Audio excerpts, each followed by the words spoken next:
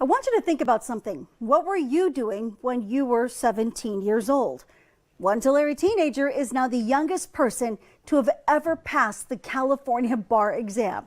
As Fox 26 News reporter Myra Franco explains, this teenager, 17 years old, is breaking her own brother's record. And Myra, I have to wonder, are there any other siblings following in their footsteps as well? Yeah, Liz, they're turning today. Sophia Park comes from a household that will be filled with attorneys. Two more siblings are now following their footsteps.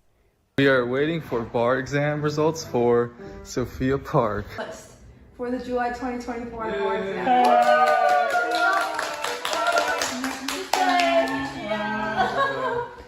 Sophia Park of Tulare County made history by becoming the youngest person to pass the California bar exam at 17 years old and 8 months. And you won't guess whose previous record she beat. Her older brother, Peter. Last year, he was the first one to pass the bar exam in the family at 17 years old and 11 months.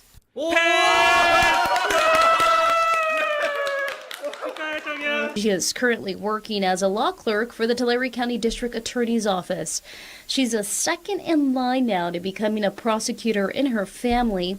And next in line, their younger sister, Sarah, who Sophia says could beat both her and her brother's record. She's 14 and in her second year of law school.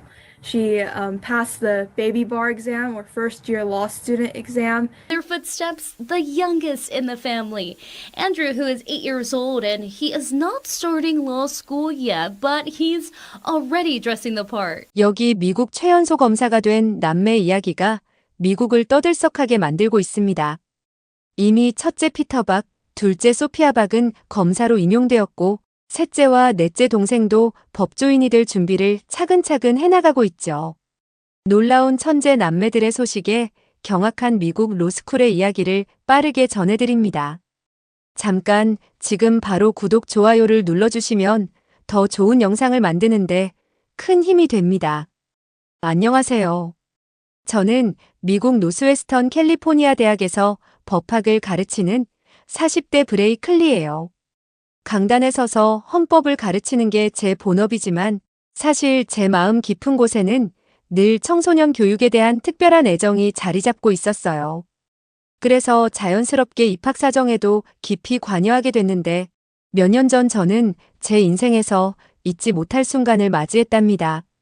창가에 놓인 서류 더미를 정리하다가 발견한 한 장의 지원서가 제 가슴을 두근거리게 만들었거든요. 그 주인공은 다름 아닌 제 애제자 한국인 피터 박의 여동생 소피아 박이었어요. 보통 로스쿨 지원자들의 평균 나이가 24살이라는 걸 생각하면 지원서에 적힌 나이를 보게 된다면 누구나 놀랄 수밖에 없을 거예요. 믿기 힘드시겠지만 소피아의 나이는 고작 13살로 대부분의 아이들이 중학교에 다닐 나이였으니까요. 하버드 로스쿨 사상 최연소 입학이 16살이었다는 걸 떠올려보면 그녀의 오빠인 한국인 피터가 14살에 입학해 캠퍼스를 술렁이게 했던 것도 놀라운 일이었죠. 그런데 이번엔 그보다 어린 동생이 13살에 도전장을 내민 거예요.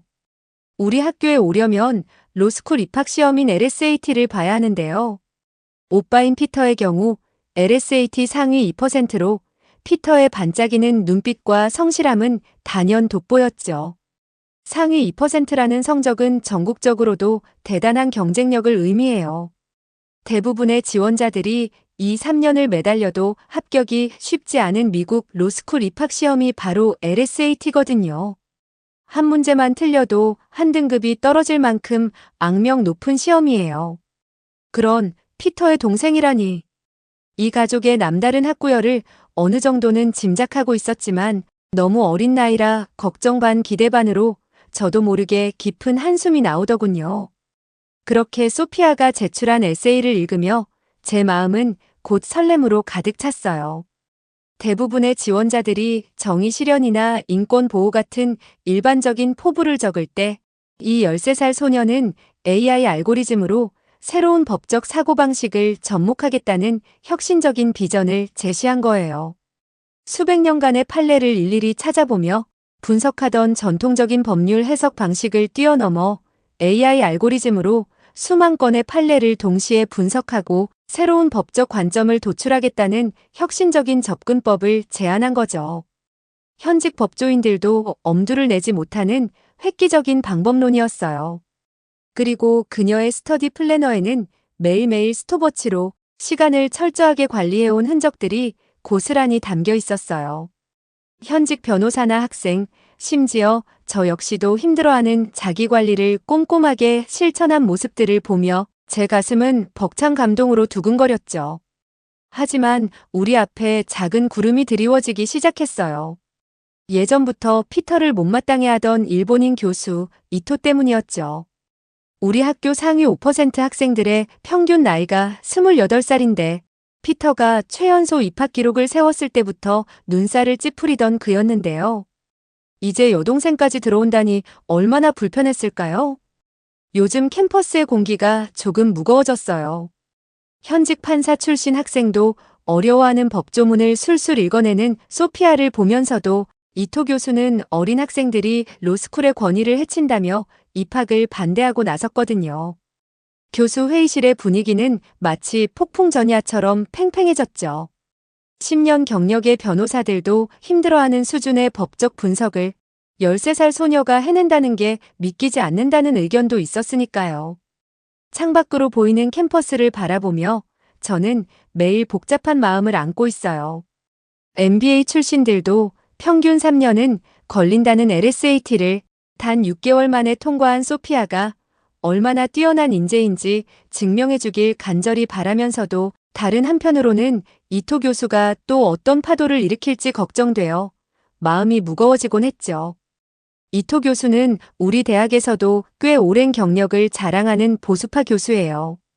평균 입학 연령이 25세인 미국 로스쿨에서 늘 명문 로스쿨의 전통과 권위는 경험 많은 교수진과 성숙한 학생들이 지켜나가야 한다고 강조해왔죠.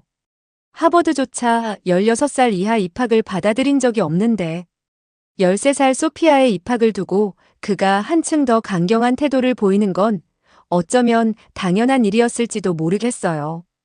그의 주장은 명확했으니까요. 하지만 저는 알고 있었어요. 소피아가 이미 현직 로스쿨 교수들도 놀라게 할 만한 법률 지식과 분석력을 갖추고 있다는 걸요. 하지만 이토 교수는 언론과의 인터뷰에서 이건 아동학대며 서커스 같은 쇼에 불과하다고 서슴지 않고 말하더군요. 그 말을 듣는 제 가슴은 아팠지만 다행히도 희망이 보였어요. 대부분의 교수들은 이미 그의 오빠인 한국인 피터가 우리 학교에 가져온 놀라운 변화를 직접 목격했으니까요. 17살의 나이에 입학하자마자 3년차 로펌 변호사들도 어려워하는 판례들을 알고리즘으로 분석해내며 로스쿨 전체를 흔들어 놓았던 피터의 이야기는 아직도 많은 교수님들 사이에서 전설처럼 회자되고 있었거든요. 보통 로스쿨 학생들이 기존 방식만 고수할 때 피터의 혁신적인 접근법은 우리 학교를 완전히 변화시켰어요. 판례 공부가 한 단계 더 발전하면서 교내에는 나이보다는 실력이 우선이라는 새로운 바람이 불었죠. 전통만을 고집하던 분위기도 하나둘 바뀌어 갔어요. 하지만 이토 교수는 여전히 고개를 가로젓더군요. 법률은 중후한 학문으로 초등학생 수준의 아이들이 들어오면 우리 학교의 권위가 무너진다는 입장을 단호하게 밝혔죠. 그러던 어느 날 입학처에서 흥미로운 사실을 듣게 됐어요. 소피아의 LSAT 점수가 현직 변호사 출신 지원자들의 평균보다 훨씬 높았고 그녀가 합격하면 이토 교수가 추천한 일본인 학생이 커트라인 밖으로 밀린다는 거였죠. 이 사실이 알려지자 교수들 사이에서는 작은 술렁임이 일었어요. 이토 교수가 소피아 입학을 반대하는 게 정말 학교를 위하고 학문적 가치를 지키기 위함일까라는 의구심이 퍼져나갔던 거예요. 합격자 명단을 확정하는 교수 회의장의 공기는 한없이 무거웠어요. 이토 교수는 끝까지 어린 학생이 로스쿨의 질서를 흔들 거라고 주장했고 몇몇 교수님들도 현직 법조인도 힘들어하는 수업을 13살 아이가 따라올 수 있을지 걱정 어린 시선을 보냈죠. 하지만 그때였어요. 소피아의 놀라운 이력이 하나둘 공개되기 시작했답니다. 대학원생들도 어렵다는 SAT에서 만점을 받았을 뿐만 아니라 성인들과 겨루는 여러 국제 경시대회에서 수상하고 심지어 AI 분석 기법으로 전국 독서 토론 대회까지 우승했다는 소식에 학장실마저 놀라움을 감추지 못했던 거예요.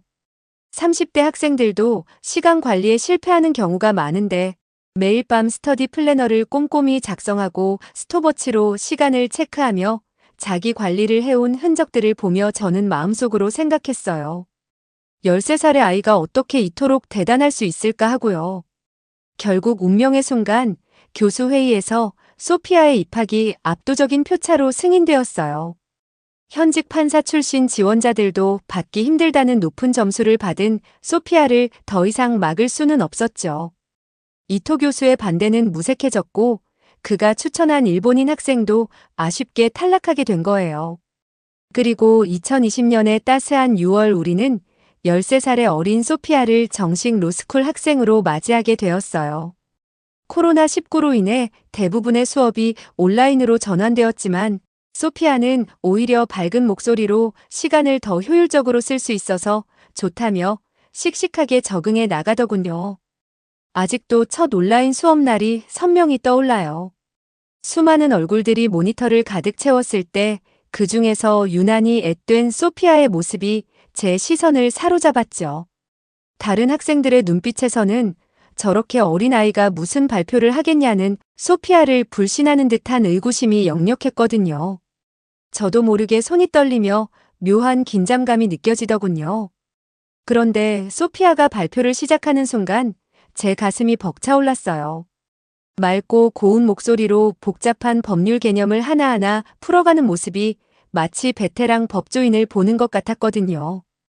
다른 신입생들이 리스테이트먼트를 더듬더듬 읽을 때도 소피아는 마치 오랜 법조인인 것처럼 자신감 있게 설명해냈어요. 특히 판례를 설명할 때 그 반짝이는 눈빛이란.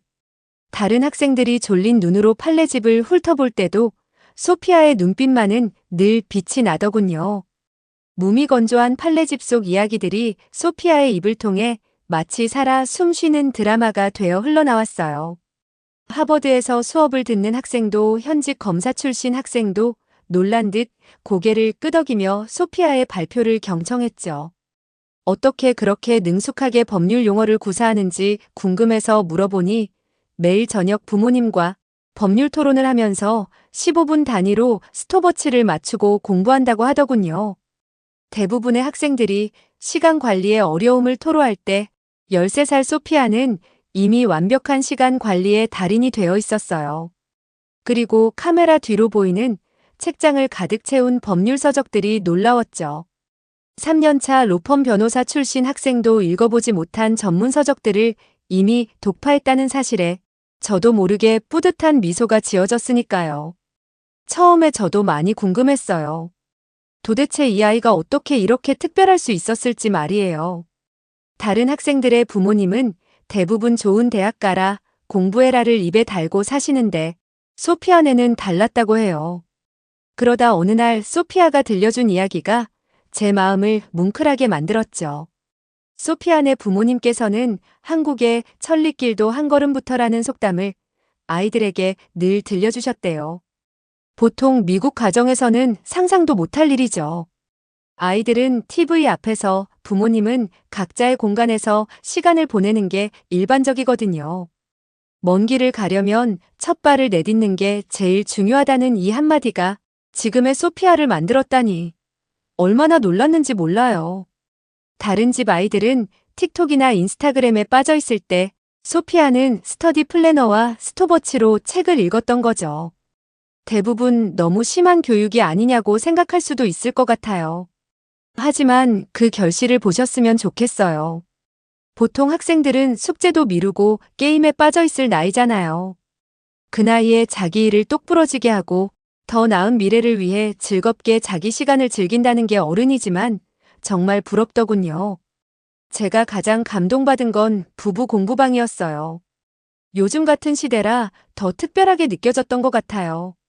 대부분의 가정에서는 부모님이 각자 스마트폰만 보고 계실 때 소피아의 부모님은 나란히 앉아 공부하고 대화하신다는 거예요. 더 놀라운 건 침실과 공부방을 완벽하게 분리했다는 점이었어요. 보통 미국 학생들은 침대에 누워서 공부하는 게 일상인데 말이죠. 다른 부모님들이 공부해라. 성적 왜 이래? 와 같은 말을 자녀들에게 하지만 소피아네는 달랐던 거예요. 시간은 금이다. 소중하게 쓰자. 라는 말로 아이들이 스스로 성실해질 수 있도록 늘 도와주셨으니까요. 보통 미국 가정에서는 상상도 못할 교육 방식이지만 그 결과는 놀라웠어요. 사남매 모두가 또래와는 전혀 다른 특별한 환경에서 자랐고 소피아는 그 중에서도 가장 영리하게 오빠의 발자취를 따라왔죠. 다른 학생들이 소셜미디어와 게임에 몰두할 때 이 아이들은 서로를 도우며 함께 성장했다는 게 얼마나 특별한지 몰라요.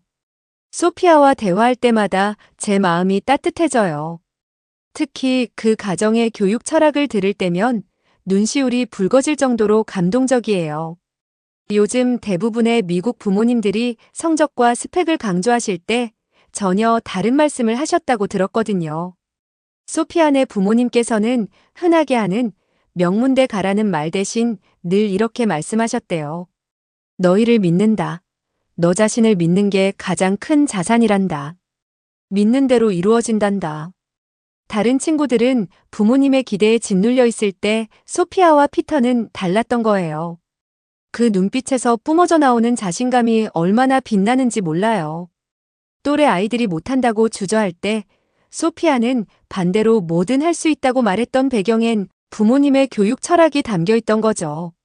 며칠 전 저는 소피아와의 대화에서 또 한 번 놀라운 이야기를 들었어요. 피터가 속기사들이 쓰는 키보드를 보고 시간을 효율적으로 쓸 수 있을 것 같아서 사려고 알아봤대요. 하지만 가격이 너무 비싸 직접 만들어 써야겠다는 생각을 했고 결국 저렴한 가격으로 생산할 수 있도록 설계를 직접 했다는 거예요. 거기에 더 나아가 판매까지 이어져 지금은 연 3억 이상의 수입을 내고 있다고 전했죠. 보통 사람들은 비싼 물건을 보면 비슷한 대체품을 찾아보거나 돈을 더 모을 때까지 기다리죠. 어떤 이는 중고 거래를 찾아보고 또 어떤 이는 그냥 포기해버리기도 하고요. 하지만 피터는 달랐어요. 부족한 점을 보완해 자신이 직접 만들면 된다는 생각으로 새로운 길을 열어갔으니까요. 기말고사 전날 밤 도서관은 전쟁터 같았어요. 현직 검사 출신 학생들도 책상에 파묻혀 있었고 30대 변호사들은 커피로 밤을 지새우고 있었죠. 그 어디에도 소피아는 보이지 않았어요. 그리고 시험 당일 소피아는 피곤함이 역력한 다른 학생들과 다르게 봄날의 햇살처럼 밝은 표정을 짓고 있더군요. 모두들 아직 나이가 어린 학생이라 무리하게 밤을 새는 것보다 잠을 택했을 거라고 수군대더라고요. 하지만 2주 후 결과가 발표되었을 때 교실은 발칵 뒤집혔죠. 소피아가 전체 수석을 차지했기 때문이에요. 모두들 밤새워 공부하지도 않았는데 어떻게 그런 결과가 나왔는지 도무지 믿기 어렵다는 반응을 보였고 덜어는 천재라서 별다른 노력 없이 성과를 쉽게 얻을 수 있다고 음해하는 학생들도 있던 것 같았죠. 하지만 소피아는 그런 걸 의식하지 않는 듯 오히려 차분하면서도 당찬 목소리로 말하더라고요. 자신이 똑똑해서가 아니라 그저 매일 조금씩 시간을 정해놓고 자신을 믿으며 준비했을 뿐이라고요. 그 순간 저는 13살 소녀의 눈빛에서 특별한 빛을 발견했어요. 그것은 단순한 재능이 아니라 자신을 향한 흔들림 없는 믿음으로 나이를 떠나 존경스러운 마음까지 들었답니다. 저는 아직도 그날의 기억이 선명해요. 제가 가장 아끼는 한국인 애제자 피터의 졸업식이 끝난 직후 학생들 사이에서 작은 술렁임이 일었거든요. 이제 피터의 전설적인 판례 분석 스터디는 끝나는 건가 하는 아쉬움 때문이었죠. 사실 저는 피터가 졸업하면서 자신이 만든 알고리즘 기반의 판례 분석 독서 토론 스터디를 과연 누가 이어가게 될까 내심 걱정했었어요.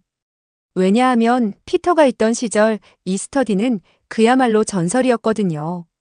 각종 판례를 하나하나 뒤져서 분석하는 데에만도 보통 학생들은 며칠이 걸렸지만 피터는 직접 개발한 알고리즘을 활용해 수백 건의 판례를 반나절 만에 정리해내곤 했죠.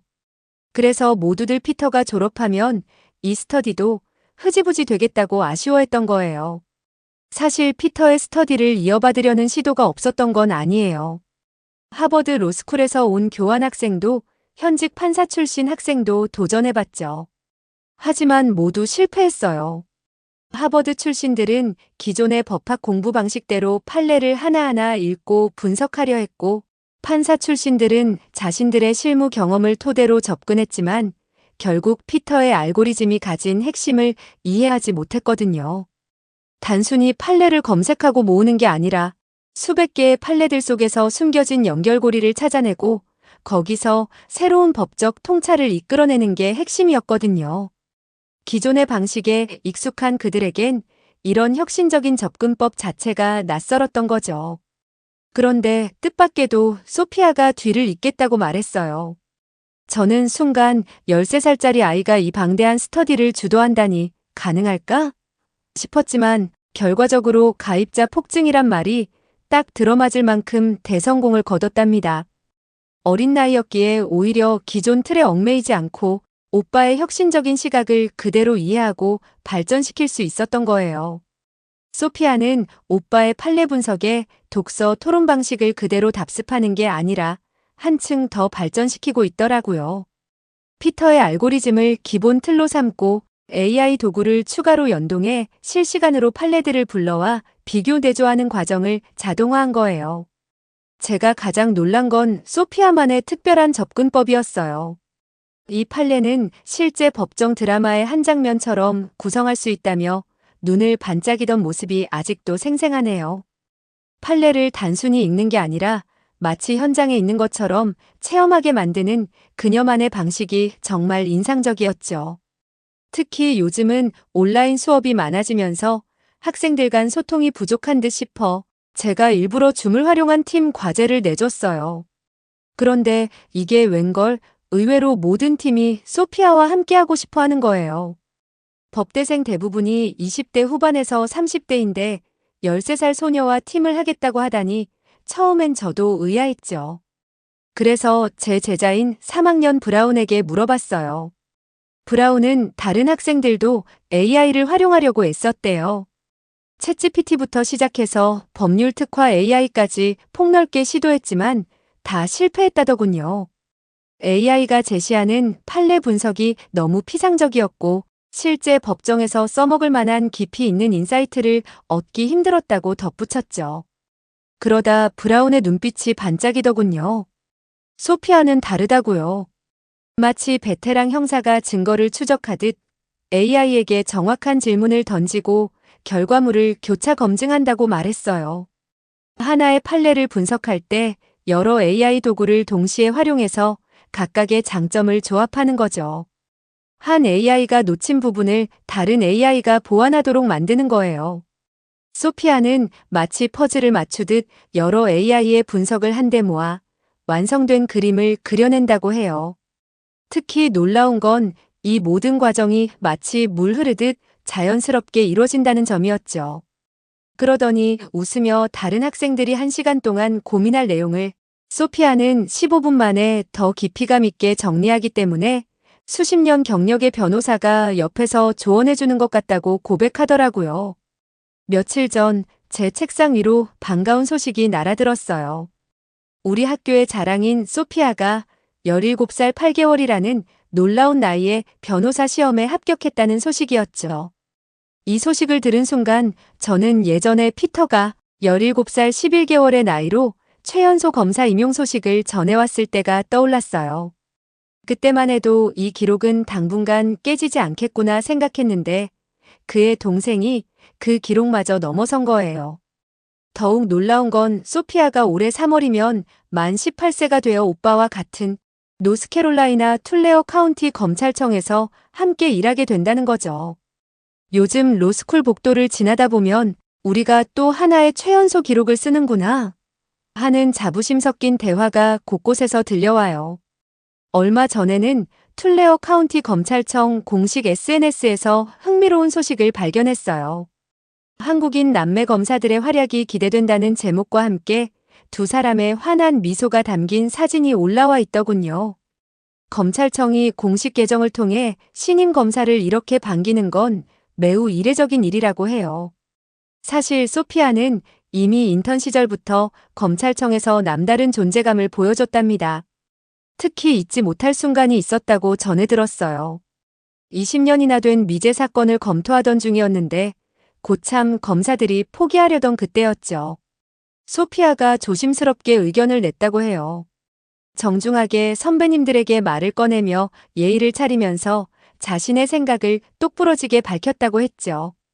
다른 관점에서 보면 어떤지 물으면서 자신이 AI로 비슷한 사건을 분석했더니 흥미로운 패턴이 발견되었다고요.